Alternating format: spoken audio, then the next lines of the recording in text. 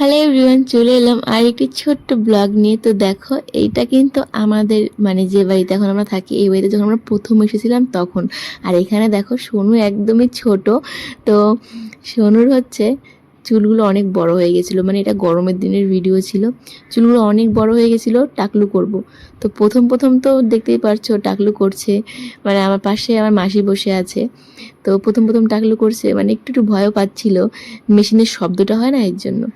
তো এবার চুপচাপ বসে আছে। আমি ভাবছি না, ভালো মতো তাও কাটা যাচ্ছে, কোনো অসুবিধা হবে না। কিন্তু একটু টাইম পরেই সোনু আর চুপ করে বসে থাকতেই চাচ্ছিল না। কিন্তু আমি তো ভেবেছি যে যে করে হোক আমাকে টাকলা করতেই হবে। আজকে কালকে দুদিন মিলে তো টাকলা করা যাবে না। এদিকে সোনু তো প্রচণ্ড কান্নাকাটি করছিল, কারণ মেশিনের শব্দটাই না বেশি ভয় পাচ্ছিল ও।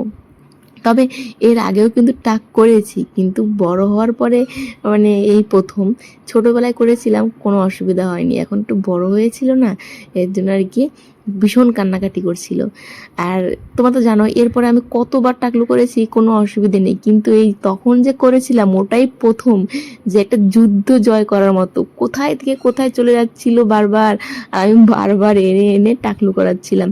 আর মাসি এদিকে খেলনা ধরেছিল, তবুও শুনছিল না, কান্নাই করে যাচ্ছিল। কিন্তু আমার তো ভাই মিশন সাকসেসফুল করতেই হবে। তো যাই হোক, আমাকে টাকলু তো করতেই হবে, দুদিন মিলে তো আর করা যাবে না। তো এই ছিল সোনুকে টাকলু করাতে গিয়ে আমার যুদ্ধ জয় করা।